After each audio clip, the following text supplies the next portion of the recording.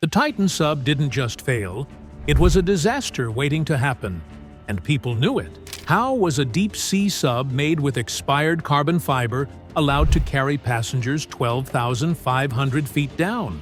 Why were loud cracking sounds ignored on earlier dives? This wasn't just a tragic accident.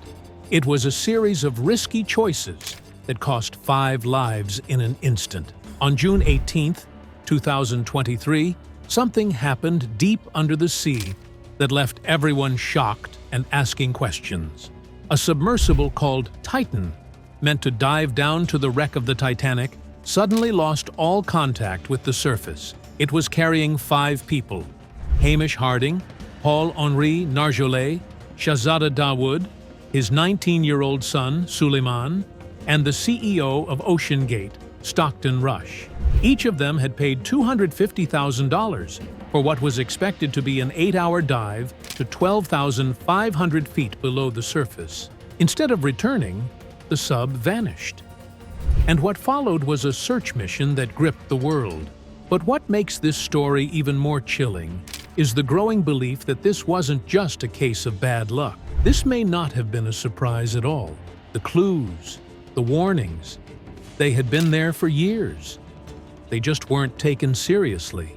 That Sunday morning, the Titan began its dive off the coast of Newfoundland, Canada, after being towed by a support ship called the Polar Prince.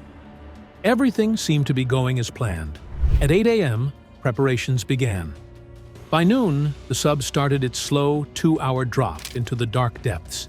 Then, at 1:45 p.m., silence. No messages, no signals, just complete loss of contact. While the crew on the surface tried to reach them, nothing came through. Days passed. The U.S. Coast Guard and Canadian forces searched non-stop, covering a massive area around 640 kilometers from the Canadian coast. Then, a possible glimmer of hope. On June 21st, a Canadian aircraft picked up some banging noises underwater. These sounds were steady, as if someone might be alive and trying to get attention. It made people think the crew could still be trapped inside, or maybe floating somewhere, waiting. The Navy joined the mission, sending down equipment that could lift things from the ocean floor. Everyone waited. Could they still be alive? Were they stuck near the Titanic wreck? But things quickly turned dark again. The sounds were likely unrelated, and the clock was ticking. 96 hours of oxygen had almost run out. Then came the news no one wanted to hear. On June 22, 2023, debris from the Titan was found 1,600 feet from the bow of the Titanic. The sub had been destroyed by the crushing pressure of the ocean. There were no survivors. Among the fragments, they found part of Stockton Rush's suit sleeve, holding a pen, some business cards, and Titanic-themed stickers. That was all that remained. No hull, no structure, just shattered pieces. It wasn't a gentle end. It was instant and violent, caused by pressure thousands of times greater than at the surface. But here's where things take a disturbing turn. While all the focus was on the June 18th dive, there had already been a huge warning nearly a year earlier. Back in July 2022, during a dive known as Dive 80, the Titan had a serious incident that should have changed everything. As the sub rose toward the surface, a loud cracking sound was heard. Not a small creak, but something loud enough to reach the ears of the team on the support ship. That crack was the sound of something going very wrong inside the carbon fiber hull.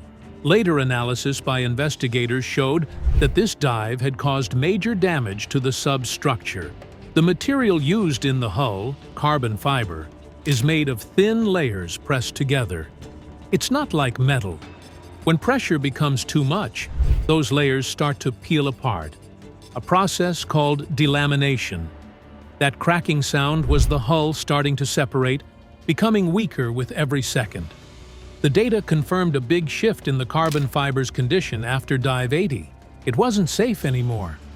But instead of stopping, the dives continued. Not once or twice, but 7 more times.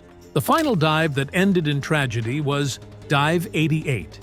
Each trip deeper into the ocean added more stress to the already damaged hull.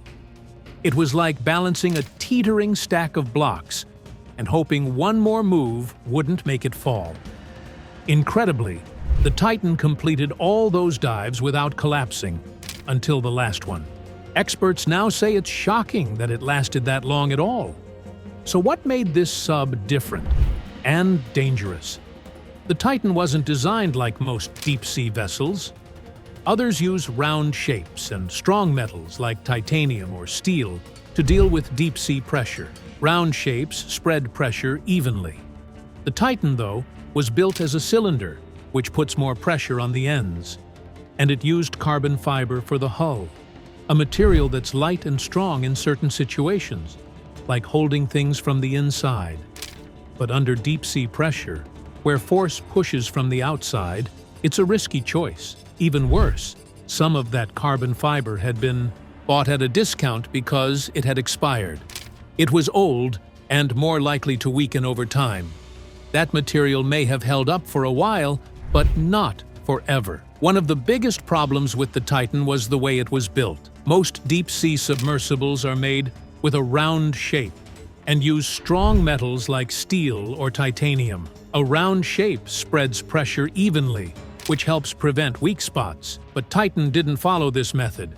Instead, it had a long tube-like shape, a cylinder, which is known to create pressure points at the ends. This makes it much easier for the structure to crack when deep underwater. On top of that, Titan's main body was made from carbon fiber, not solid metal. Carbon fiber might be strong in some situations like airplane cabins, but it's not ideal under crushing pressure from the outside.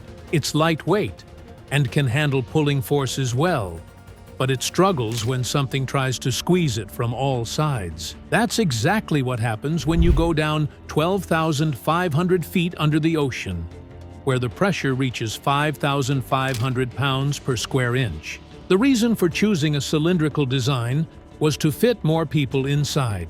Most subs that go this deep only carry 2 or 3 people because there's limited space after including safety equipment like backup systems and buoyancy support. But Titan was made to take 5 people. To make space, lighter materials were chosen. Some of the carbon fiber used had even been bought at a discount from an aircraft company after passing its recommended usage date. That kind of material becomes weaker over time. A few tests were done before the disaster, and one of the basic ones suggested the design could handle the pressure. But when a more advanced test was done, one that mimicked repeated dives, it showed serious problems. Like a suitcase that starts breaking apart after being tossed around too much, the Titan's carbon fiber began to peel from the inside. Dive after dive, the internal layers slowly came apart until it finally failed. Warnings about this kind of design had already surfaced well before the last dive. In 2018, someone with lots of experience in deep-sea exploration had taken a close look at the Titan, which was then being called Cyclops 2. Just by seeing the carbon fiber mixed with titanium parts and the cylindrical shape, he stepped away. The combination of different materials created areas where pressure could build unevenly, which can be very dangerous deep underwater.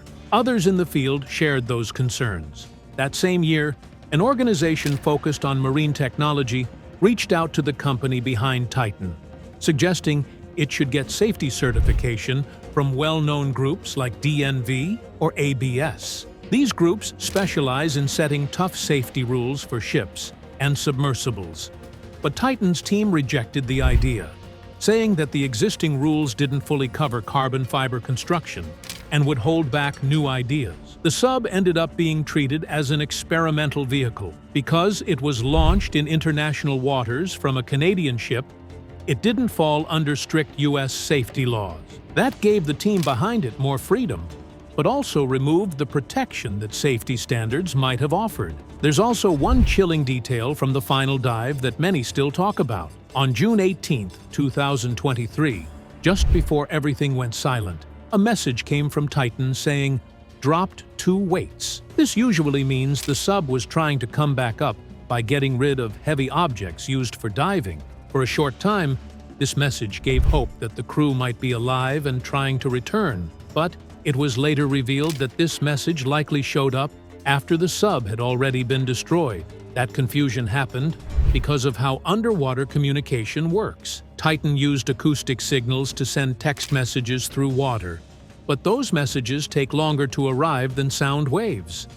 While acoustic texts move slowly, regular sound travels through water very fast, about 1,500 meters per second. So when the substructure suddenly gave in to the deep-sea pressure, the sound of the collapse reached the surface before the final message did.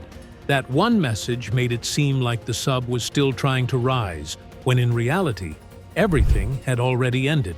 What actually happened down there was fast, quicker than a blink. The pressure was just too much. As the carbon fiber shell gave way, it folded inwards with extreme force. There was no time to react. It all happened in milliseconds. No distress calls, no escape attempts, just sudden silence. That's why almost nothing was found. Only small fragments remained, like part of a sleeve from one of the passengers, holding items that looked untouched. An ink pen, business cards, a few Titanic stickers. That's all that was left after the deep ocean crushed the sub like a soda can. The way it happened, the way it all lined up, and the choices made before it, it all points to a disaster that was waiting to happen. Stockton Rush believed that deep-sea exploration should be cheaper and easier for more people. He saw old submersible designs with round titanium shells and space for just a few passengers as outdated. His plan was to shake things up. Instead of following the usual path, he used a cylindrical design and carbon fiber to build the Titan. This allowed him to fit 5 people inside and lower the overall cost. But to do that, he made risky decisions. The carbon fiber used was reportedly expired, and the design skipped third-party safety certifications. These shortcuts raised serious concerns. Carbon fiber can be strong when stretched, like in aircraft cabins where pressure pushes outward. But at the depths of the Titanic wreck, pressure pushes inward with crushing force. That's around 400 times more than the air pressure we feel at sea level. Carbon fiber struggles in such conditions, especially when used in a cylindrical shape. Over time, with every dive, its layers begin to come apart. Tests were done, and some early ones looked fine, but deeper testing, which tried to copy how repeated deep dives affect the material, showed serious problems. The carbon fiber wasn't built for long-term underwater use at that pressure. The layers inside began to peel apart with each dive, getting weaker and more dangerous. But even after a dive where these problems were clearly heard and noticed, Dive 80 operations continued. No repairs, no changes. Dive 88 would be the last. The cracks in the material finally gave way. What happened to the Titan wasn't just a tragic accident. It may have been a disaster that could have been stopped. There were signs. There were strange sounds. There was data showing the hull wasn't right. But none of that made the company pause. Instead, they kept going, trusting a design that had already shown signs of failure. And when the sub finally imploded, it did so in milliseconds, too fast for anyone inside to even realize what was happening. The ocean crushed it instantly, leaving behind only tiny pieces and endless questions. The bigger question is why no one stopped things earlier. As early as 2018, experts outside the company warned that the sub's design could be dangerous. They saw problems in using carbon fiber and combining it with different materials like titanium. Those materials respond to pressure in different ways, creating stress points where failure is more likely. The company never got third-party safety checks from groups like DNV or ABS, which set tough standards for vessels. Instead, they kept Titan classified as an experimental sub and launched it from international waters, avoiding U.S. safety rules. That gave them more control, but also meant no outside watchdogs to catch issues before they became fatal. Titan used acoustic communication, which is slower than normal sound.